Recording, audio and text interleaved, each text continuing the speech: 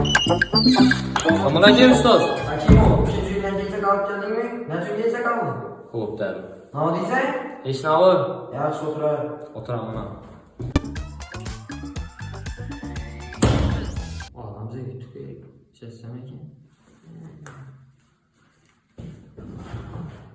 Akimov, portalda nasib o'tirsan? Eshik. Tillarni ushlab o'tir. Ustoz, siz bir narsani bilib qo'ying.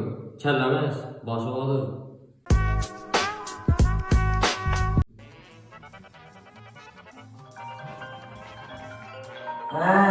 Sen hali eshak o'tiraringmi? Telefonni olib kelib beray, darsni oxirida olasan. Yaxshi ustoz, olib qo'yaman. Gapni ko'paytirmay telefonni olib kelib beray. Akimov, Ha, ustoz. telefonni olasizmi? Bering. To'xta. 5-betda 2-mashqni istasang beraman. Ustoz. Akimov, telefonni olib ketasizmi yo'qmi? Rahmat ustoz. Yaxshi o'rgandingiz mumkinmi? O'z qilaman.